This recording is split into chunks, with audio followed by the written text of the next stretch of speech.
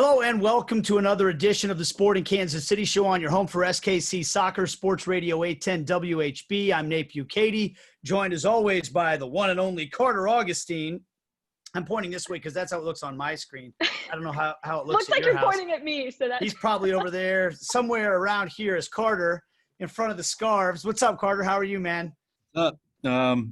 Weird weekends with everything going on. No game, but doing all right. Yeah, and we'll get to that in a second. And then for me, Aly's here. I don't know. She's somewhere.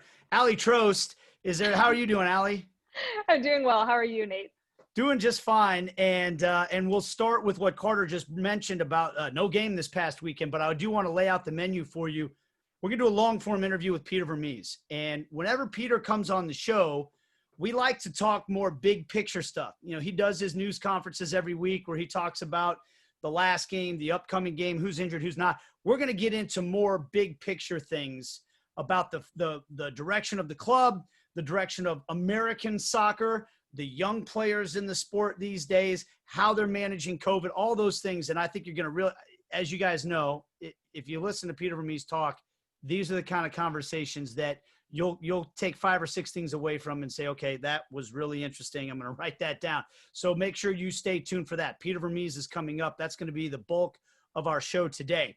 But as Carter said, we don't have a game to recap for you this week because we started getting word. I think it was for me, Carter, on Saturday. I texted you guys and started getting word from Colorado that there's a rumblings of a few positive tests with the Rapids. Somebody posted on social media something about it as well, but I started getting a text from somebody in Colorado, and then, word traveled fast. Within an hour, game canceled, going to be rescheduled or postponed, I should say, going to be rescheduled for some other time. What we found out at the time was that one player and 3 of the members of the coaching staff had tested positive for the coronavirus. In the wake of that, the club, Colorado Rapids themselves, confirmed additional COVID tests. I'm going to read this here. Today's announcement follows the postponement of the September 27th match between Colorado and Sporting Kansas City to allow for additional testing due to confirmed COVID cases. After receiving the club's initial COVID-19 test results on September 24th, the team closed its training facilities, and 7 more members of the club's staff received confirmed positive tests for COVID-19. So you get 1 or 2 positive tests. The next thing you know, a handful of people test positive. We could go back to the fact that Sporting Kansas City have had a couple of positive tests through the course of the season. Fortunately, at least to this point, looks like those got isolated and contained away from the team before it became more of a team-wide situation. But it is a reminder, guys, by the way, that eternal vigilance right now. You have to be on top of this at all times because this could happen to any club. And Carter, it's just another indication of you can't plan on anything in 2020 and you can't take anything for granted. We think we're going to have a game on Sunday. Maybe we will, maybe we won't. 100%. I think there's 3 things that stand out for me. One, I've actually been talking to the players all season, just, where they're at in the standings. And the theme has been we want to be up there in points per game just because we don't know what's going to happen. And so I think the plan will be to reschedule this game.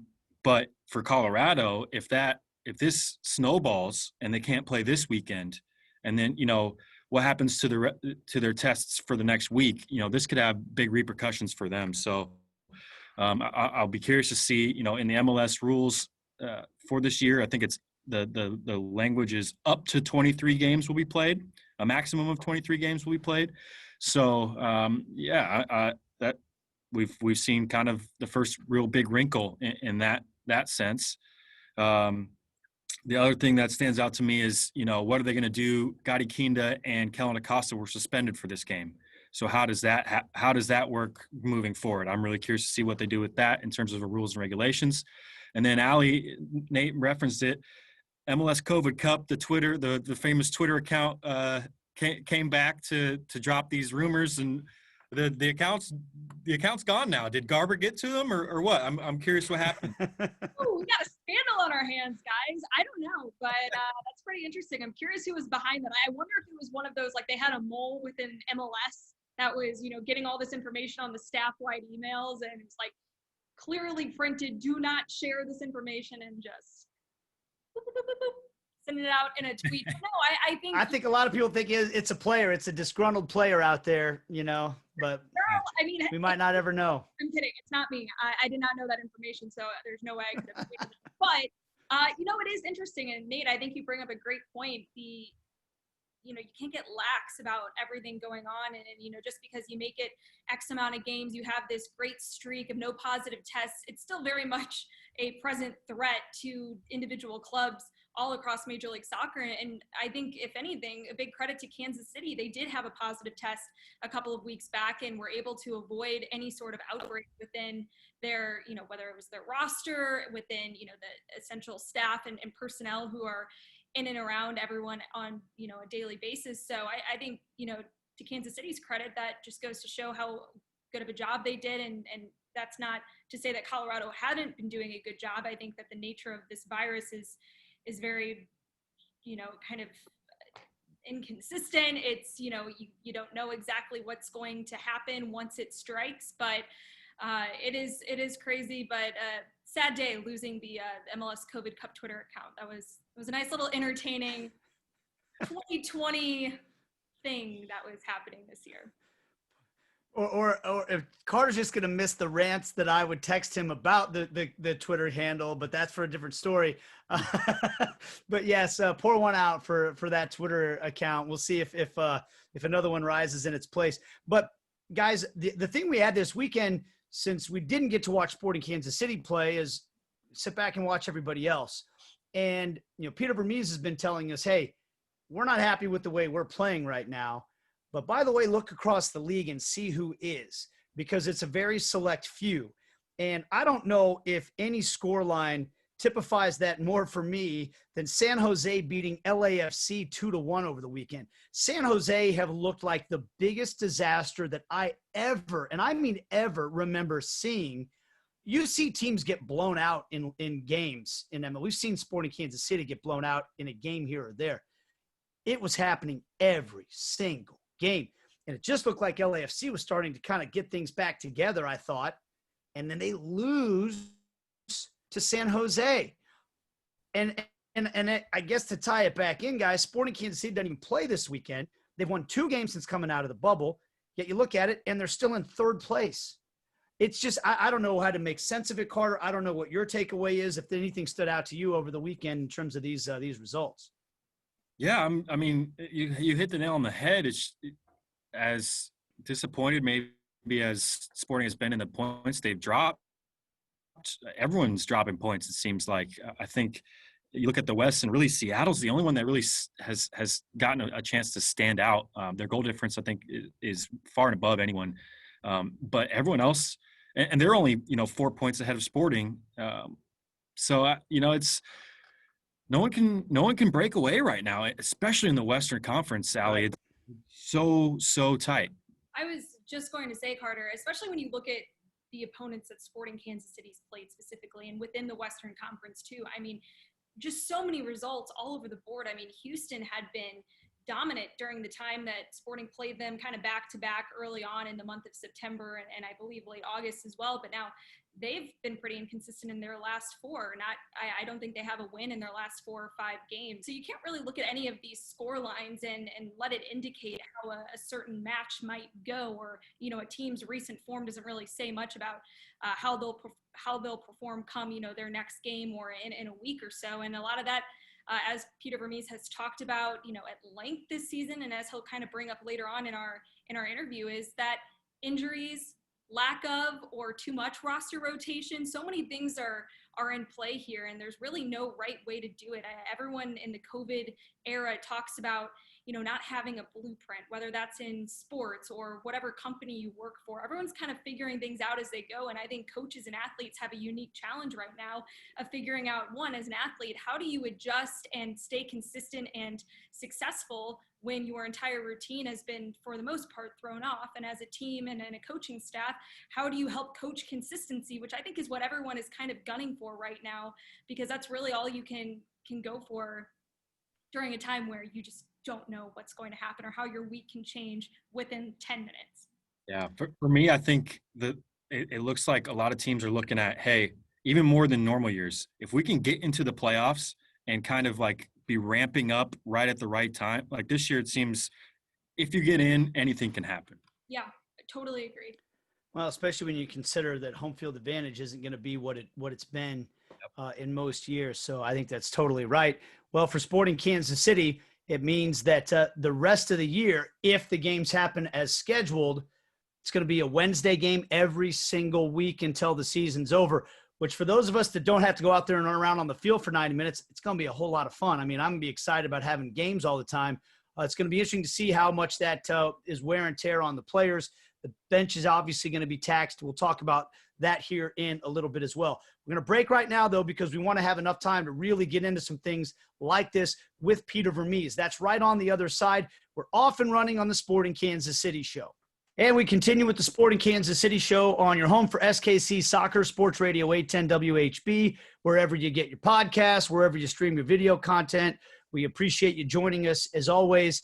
And we're joined now by the head man, the technical director, sporting director, and head coach of Sporting Kansas City, Peter Vermes, who is it's one Zoom call after another these days, right, Peter? It's just how much of your life do you spend staring at this computer screen this year compared to years past? Yeah, there's absolutely no comparison. This is a much different time than I've ever experienced, and I got to tell you, I can't wait till it's over. I really can't. It's been challenging in so many ways. And when I don't like to be cooped up. I like to be out and about, and it's not an easy time to navigate. But I think we're all trying to do our best, and I'm sure you guys feel the same way. 100%. And my kids feel the same way. They're tired of staring at a computer screen instead of actually being in class and doing things with their friends and all that. It's across the board. And that actually leads me to where I wanted to start with you on the show today is a kind of big picture about this, because there's a lot of ways to go with this. But one of the things I've thought about with you is, you are a planner.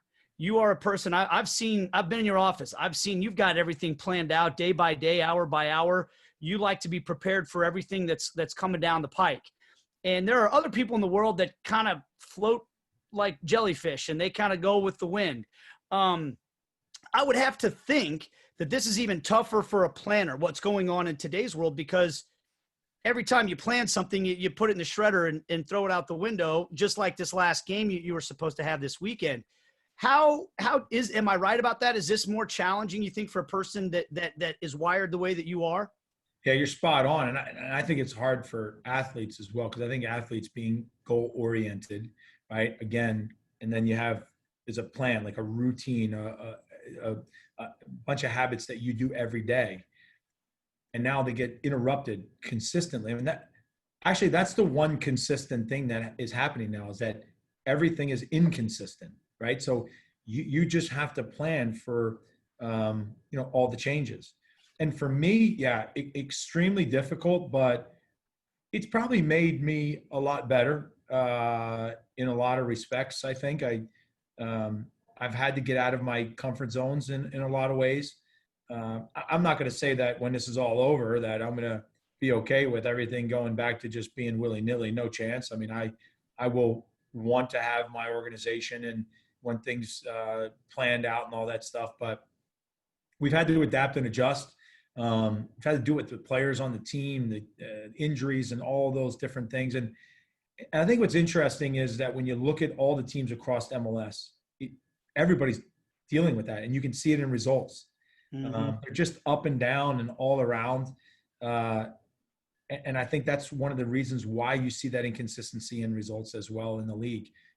It's definitely a different time. It's a different situation you're dealing with regularly. If you just take this past weekend, I was dealing with that right before training, and right before I went out to training is when I found out. I'm telling you, like 9:58, I found out that the game was going to be postponed. Now, I'd been talking about it earlier, but I was just sitting there thinking, like, do we really want this thing postponed? But and then I was thinking, and we were talking about possibly playing the game tomorrow, Wednesday, and I said that would be terrible, because if they have that many people infected, they could be shedding like the sweet spot could be like Wednesday, Thursday. And so I was like, no, we can't do this game. It's best for us to be out of the woods and not deal with it. So, yeah, it's been a difficult time in a lot of respects. And I think also for the players as well. Coach, outside though of this most recent game being canceled against Colorado, you do at least now know the rest of your regular season schedule, should there not be any other postponements, of course. But how has that helped you find any sense of normalcy again, just being able to look ahead and see, okay, these are the next 10, 12, 13 games we have to look forward to? Yeah, it's great when you can see kind of the road ahead, right? I mean, it helps you a lot. It also helps you, again, just from a planning point of view, what's our training going to be like leading into that? Where's our day off or days off? How are we going to then prepare the team with the limited number of days we have in between? And then you got to start thinking about, okay, do I sacrifice training and just do a little more video? You can, at least you have some time to build in for that. And also helps us from a scouting perspective to know these are the teams that we're looking at down the road. And we can already start putting some type of preliminary plan together for those teams. But, again, what also happens to you is that from week to week, because of the schedule so congested that even teams now, I don't know if you noticed, but there are teams that weren't rotating their roster and have suffered a lot of injuries. And then there are some teams that have had some injuries, but they've been rotating their roster and they're getting those players back, and they're probably stronger for that. So there's all these different situations with teams that really haven't played themselves out all the way through a season or this season. And it's going to be interesting to see where teams are physically at the end here. Yeah, I mean, it is hard to know, but I'm curious, what have some of your conversations been like with other coaches in the league? What, from your playing days, you've made these great relationships, and do you ever just call each other and be like, oh my gosh, like, what are you guys doing in this situation? Because this is like, you just kind of feel like you're just like between a rock and a hard place. Well, we have I have a really good relationship, and we as a staff have a really good relationship with the guys at Minnesota.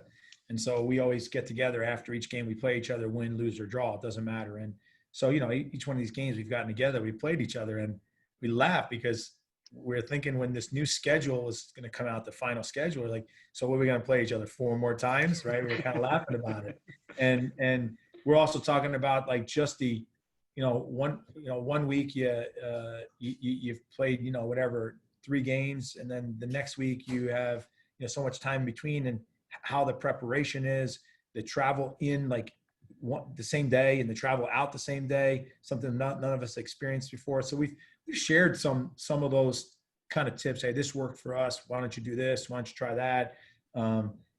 It's been good. That part's been good, but it also can be really difficult because that flying in and flying out, you got to think of it this way, right? You fly in, you go to a hotel. The second you leave that hotel, you're getting ready for the game. As soon as the game's over, you got to get changed, showered, eat something, back on the plane to get home. And so it's a lot of things that you normally don't think about when you're going for a game in a regular, normal environment. And so I think this has also been a really good learning process for us for the future, because I do think that in some scenarios in the future, we'll be able to do a lot of games regionally like we're doing now. It'll be interesting to see how we do games in the future that are further away. Like if we were going to LA or, Seattle or something like that, how that's going to look in the future as well. We're gaining some good knowledge, some good experience, I think, as well. That's interesting. I was going to ask if maybe that travel aspect might carry on into the future. So that's really interesting to me. Kind of on the same vein, we haven't talked to you since the bubble.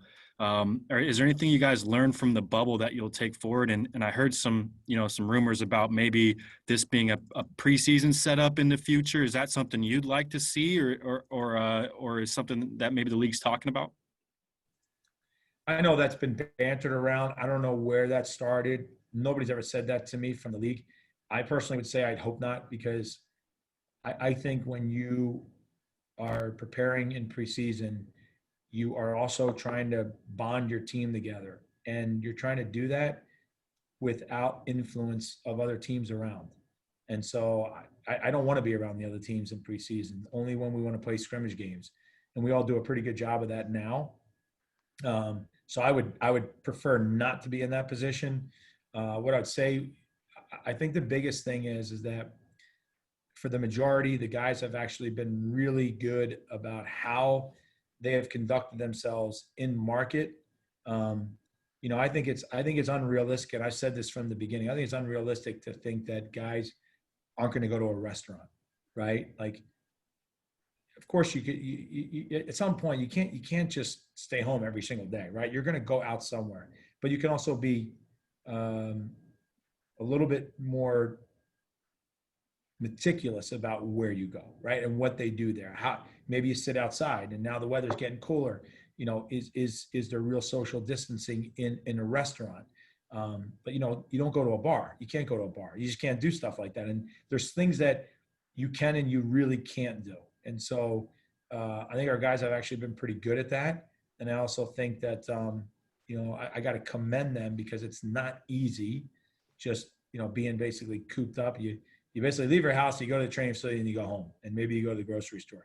That's not an easy life to just live every single day. And I think the guys have done a really good job of it. Then going back to you saying some teams didn't rotate and they're having some injuries. Some teams, maybe rotated. Some teams were forced to rotate. And with 10 games left now, over halfway of this season, I guess, where do you see your team at right now in regards to, how guys are doing physically and how they're going to do down the stretch? I actually think that we've been pretty good all season long with injuries, to be honest with you. We had a couple guys that were out here, but we've kind of extended their stay at home, if you will, maybe a little longer than we normally might. And we only did that because we want to make sure when they come back that they're kind of good for the rest of the year. Can't guarantee that, but, giving a little more time off helps with that. The other piece too is that I think that we've gotten really good experience for a lot of guys in the team that maybe wouldn't have gotten that time if those guys weren't out. But I still think that we already started rotating the roster even when we were completely healthy, just knowing full well that was an important aspect of us moving forward and keeping guys fresh. And I think all that's going to help us in the long run. It's good to see that the majority of our guys are basically back now. We really only have, outside of Gutierrez, you only have really Martins and Beasler. And they're not long-term injuries, they're short-term. So, I feel pretty good about where we are from a physical perspective. Now we just got to indoctrinate those guys back into the team and get them kind of game fit, if you will. So, Peter, once again, we're visiting with Peter Vermes. You referenced the opportunity to get some younger guys playing time, and I know you've had the opportunity to answer a lot of questions about some of the young guys you've played this year. That's certainly one of the storylines of the season. And I want to ask you this, and I promise this is not a rhetorical question. I'm genuinely curious to how you view this. In such a weird year, we've laid out how weird and bizarre this whole season is. Does it make it, because I guess the background of this question is, you hear a lot of people clamoring for other people to play their kids, right? Play your kids. But those people don't have to live with the consequences of playing their kids. They don't have to watch the growing pains and have all the fans mad at them because they lost a game or whatever. So it's easy to me for someone else to say, play your kids. Is it any easier to play your kids in a weird year like this where it's already all kind of messed up? Is it any easier to say, let's give this kid a run out? Or is it just the same for you? I mean, are you handling it the exact same way you would if it was just a normal regular season? Yeah. So the way I'd answer it is probably simply like this, and that is the overall answer is yes. It's like any other season I would, right? Where the difference comes into play is that it's not like we're playing a 34 game schedule, which we had before, where you were basically every Saturday to Saturday you're playing a game, and that that's what you hope for, right? Mm-hmm. And then at some point, some Open Cup games would have been thrown in the mix of that, which would have been midweek games. but you would have kind of probably played a good amount of games leading up to that. So which you would have already got all your guys 90 minutes fit and all that stuff would happen. In this current environment, you don't have that luxury, right? Because you're playing basically every Saturday, Wednesday, Saturday, basically from, here on until the end of the year. And now with the cancellation of the Colorado game, we're probably going to move that to the 21st or one of these days in there that we have already off. So we're going to, like I said, we're going to be going, that much of a congested schedule, which then factors things differently. And so what happens is you start to look at the rotation of your roster. I don't say it makes it easier. What it does is that you really have to plan, because it doesn't do a player any good when he's put into a situation where he doesn't have a chance for success. Mm-hmm. And so the idea is not to just throw a guy in there, just to throw, let's just, like you said, let's just run him out there for the game today and let him go, see what happens. I don't think that's ever good. You're trying to put a player into a position where they can find a good experience, right? Now, what they do with the experience, if they play well or they play poorly, that's on them. But it's not like you're throwing them to the wolves and say, hey, try and survive, kid. That's not what you want to do. And that's not what I try to do or we try to do. What we try to do is we try to find a way to put them into a situation where they can help us. Now, I can tell you there's been a couple games this year where we were forced to do a couple things. And some of those guys have done really, really well. And some of those guys struggled. But so have some of our veteran players too.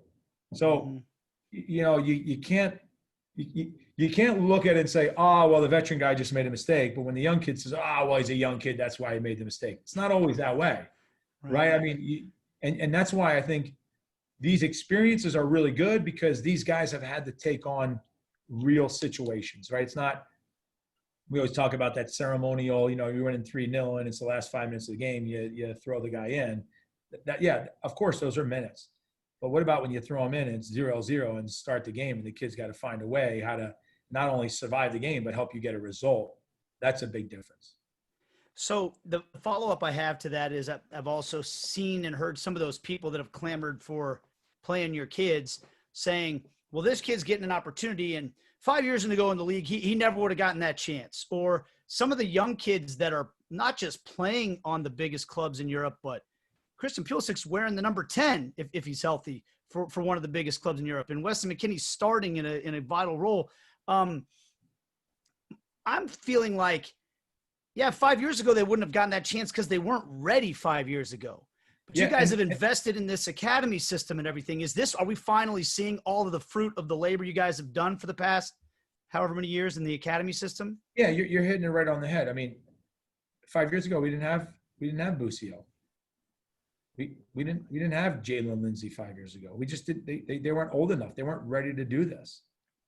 So it takes time. I mean, so I forget, what was Boost when he first made his first appearance? Was he 15, 16? I think he was 15. Yeah. Okay. Yeah. So he made his first appearance when he was 15. Zeus, I think, made his first appearance for us when he was 22. I mean, there's a big difference there, right? Let's say he's 21. Okay, maybe he's 21. It's a huge difference. And what I mean by that is that the experience that Zeus got is the same experience that Boost got. And look at the age difference. So where he's going to be when he's 21, 22, I think will be a far cry different. There's another thing too, is I think what we don't take into account is if you're going to have a system where you are going to start to grow young players into your pro player pathway. And I don't mean just academy to sign a contract, but academy, whether it's second team, first team, in the 18, playing, getting minutes, starting. If you're going to do that, there's a process there, that a foundation that has to be established to then support that. And I don't necessarily know if anybody has that perfect foundation yet set up, because you have to take in consideration that you need healthy bodies, because the best way to do it right is to have your team, your starting team, and then slowly start to give those guys, maybe put one or two of them in the lineup, because the other 9 or 10 can support those one or two players and give them the experience that they're looking to get. And that's how they grow. I don't know if anybody has that completely filled out yet in our league. And then the final piece is, when the people are clamoring out there, their expectation, and I'm not saying that they shouldn't have high expectations, because they should, but they're comparing us to leagues that are over 100 years old. I mean, they've had decades of being able to establish foundational principles in their clubs. I mean, they have academies that are older than our professional clubs. I mean, that's a big difference. They've had decades to sharpen their skills in these areas. We're just really starting to get our feet wet in that environment, and I actually think that we're doing a really good job.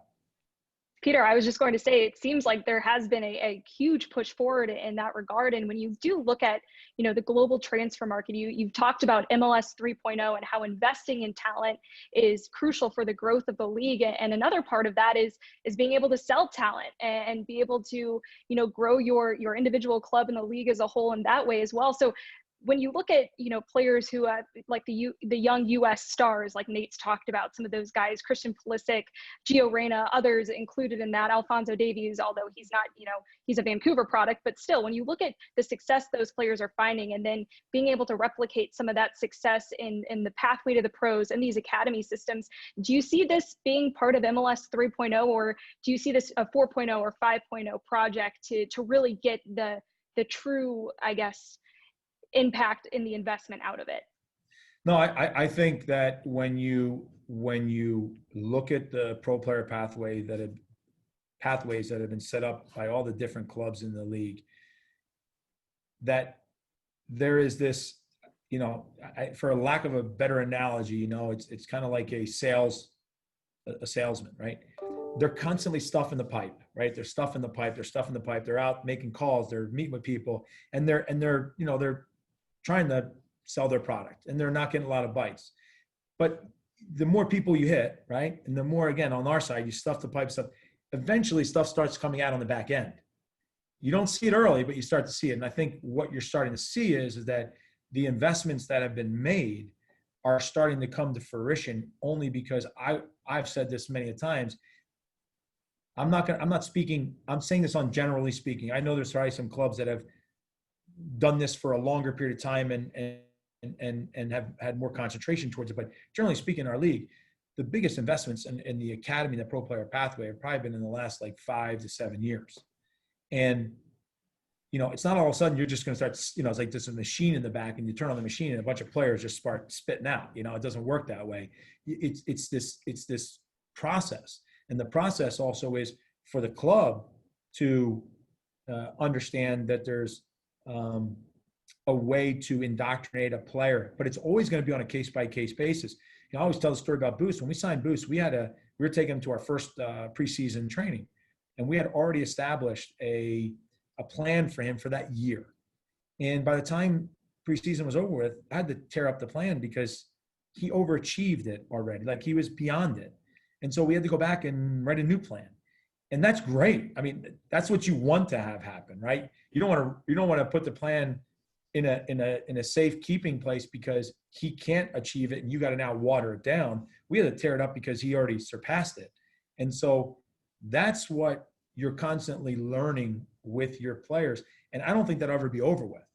It's not as if, we're going to all of a sudden one day come out and say, oh, here's the book on how to develop a player, because each guy's different. Each one of them is different, and how they absorb information. Sometimes there's it's like a slow burn, right? You have this kid that you think, is this kid ever gonna, realize his potential? And you're ready to cut him off. And next thing you know, boom, he takes off. A lot of people don't know this. Chance Myers, all the years that he was here. So when I first took over, I couldn't understand. I was like, why is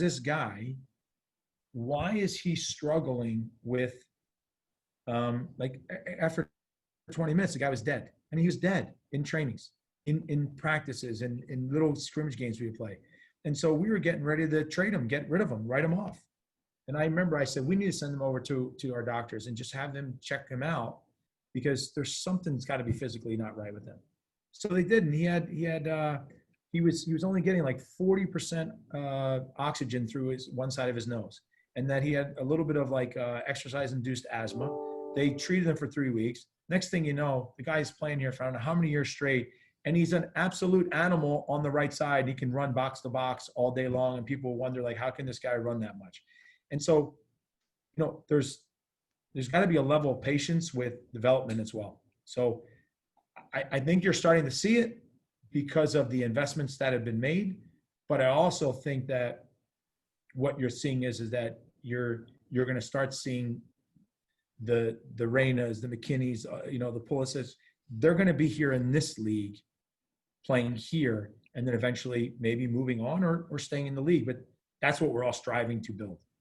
So then what does that mean for college and the draft and feeding the league through going and playing on scholarship in college? Yeah, I still think, and I've always said this, and I will always maintain this. There's no true one pathway to get somewhere. I don't care if it's being a professional soccer player, being the director of marketing for Sprint. There's a different path for everyone, and you have to find your way. There's a kid that, I don't know, maybe his club's not offering him a homegrown contract, goes to college, and he plays there 2 years, and all of a sudden he comes out and then somebody wants to sign him as a GA. Maybe he plays 4 years and goes to USL, and he plays with a USL team for 2 years, and people are like, man, this guy's really good. I'm going to take him on my MLS. I mean, there's ways to get there, and it's always going to be different.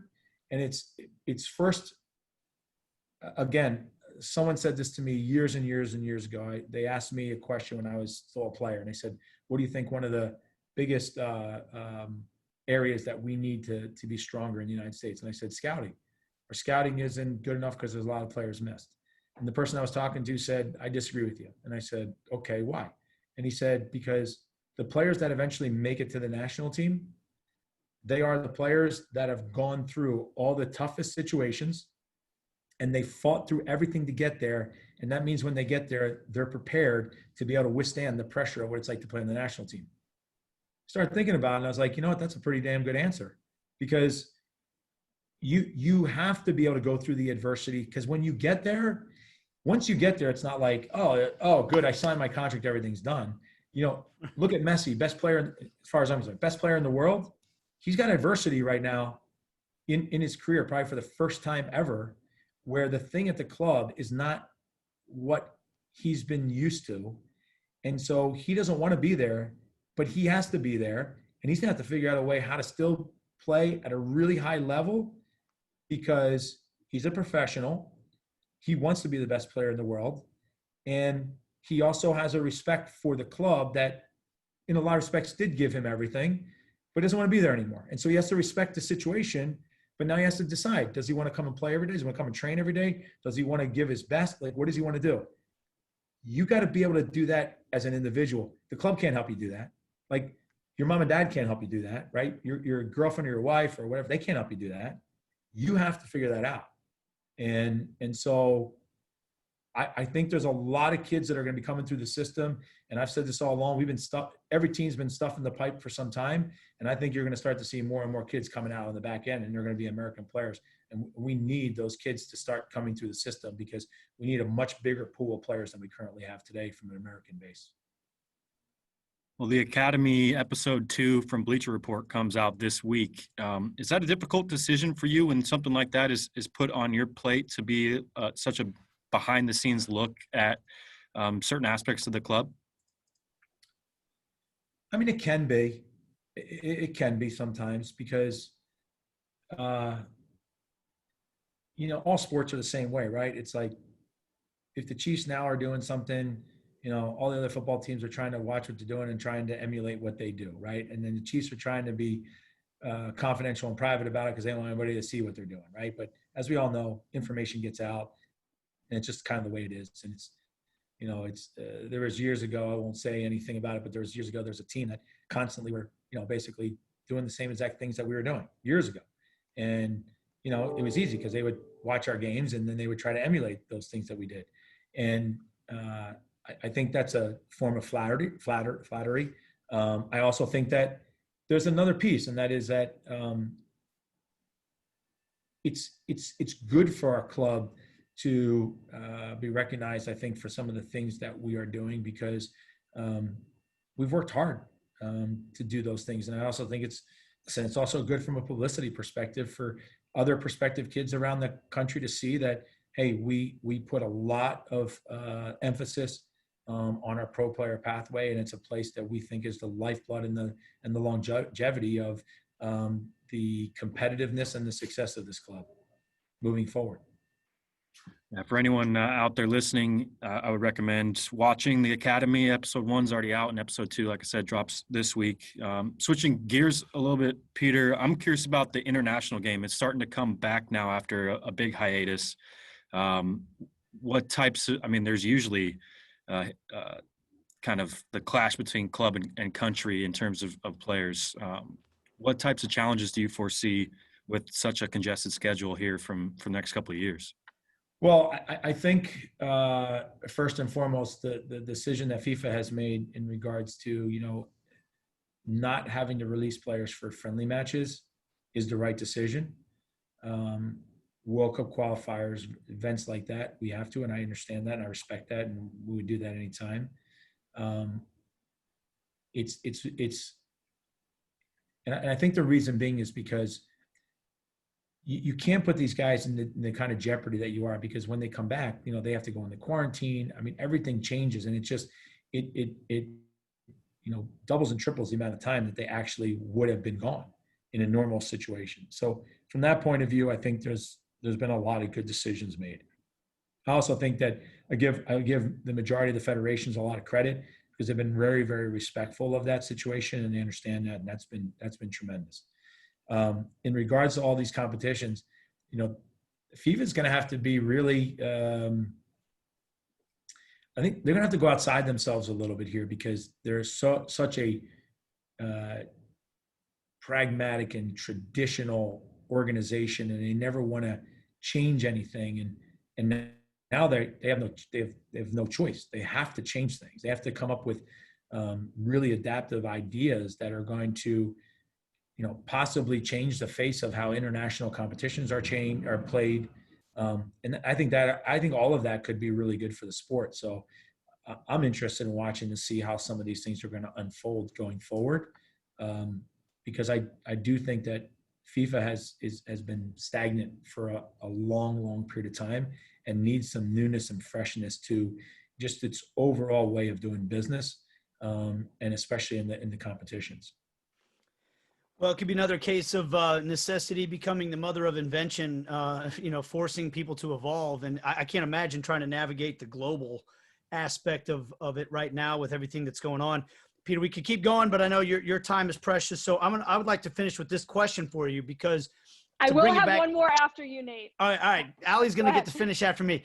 But you mentioned that, hey, some things are changing now, but you plan on getting back to being Peter Vermes the way Peter Vermes has been once this is over, for the most part. But every one of us has had something that's come up. I'll give you an example. All of a sudden, my buddies that live all over the country, we've been getting together about once a month on Zoom on like a Saturday night, and we have a beer and we talk. And it used to be we never all got together at the same time in the same place unless we scheduled a weekend and flew there to visit. I hope that continues after the pandemic's over. Is there one thing, either in coaching or just in your personal life, that you have taken up because of this that you actually hope continues once life is back to normal? How about, can I tell you something that I hope doesn't continue? Okay. How about that?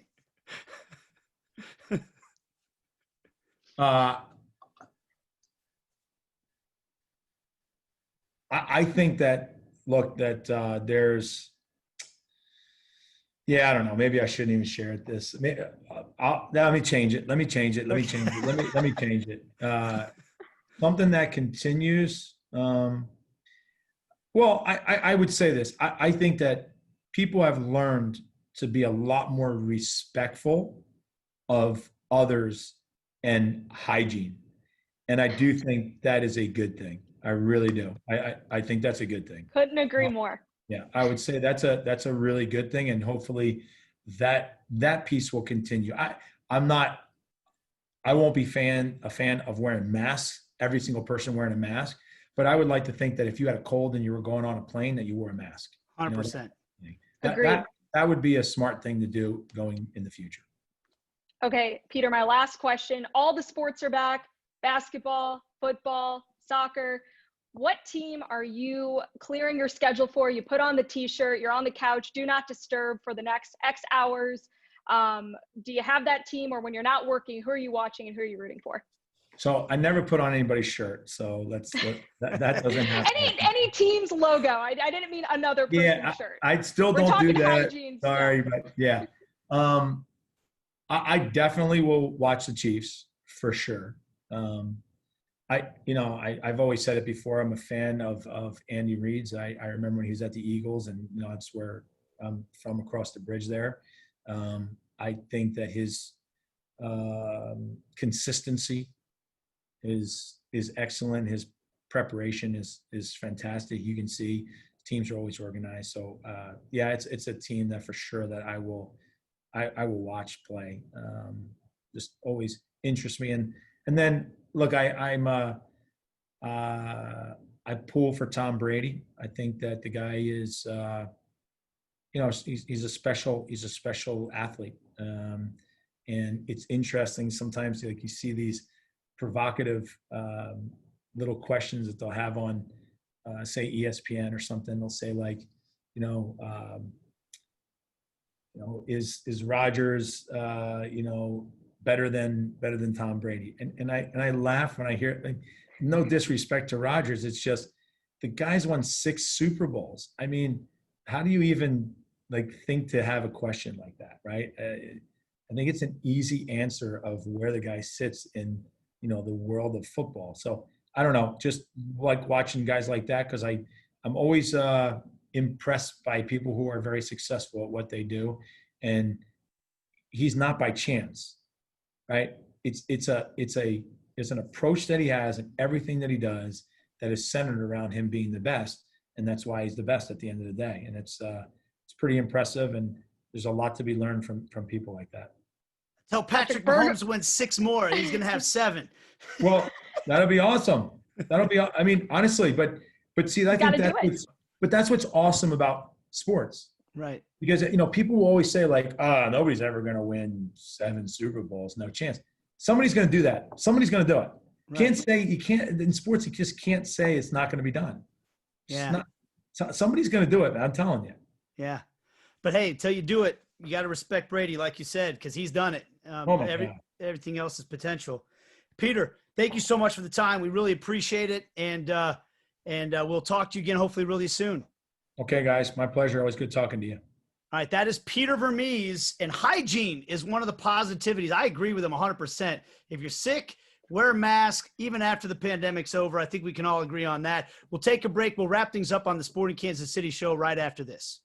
All right, back on the Sporting Kansas City show to wrap things up. Another fantastic conversation with Peter Vermes, as always. Really appreciate his time and candor, like we always get with him. So can't say enough about how interesting and entertaining it always is when we have Peter on the show. Now, guys, it's time to get ready for the next game for Sporting Kansas City, as they will take on the Houston Dynamo this weekend. Get the particulars for you for Sporting Kansas City. It's another one of those rematch games, guys. 7 o'clock, Sporting KC at the Houston Dynamo on Saturday. And this Houston team, I'll start with you, Carter. To me, the biggest news is no Albert Elise. He's been sold to Boa Vista in Portugal, a club I confess I didn't know a ton about. Really, I don't think I ever knew anything about him until all of a sudden Reggie Cannon and Albert Elise get sold there. I've learned now they're actually one of the few clubs in Portugal that's ever actually won the league there. So they do have a proud history and are trying to get back to it. So that's going to be interesting to watch. But the bigger point is, without Albert Elise, that's a huge piece missing from that team. I'm going to be interested to see what they look like when Sporting take them on this time around, because they've been a thorn in the side of Sporting Kansas City in 2020. They have been. They've been a thorn. I think 2 of their 3 wins this year are against Sporting.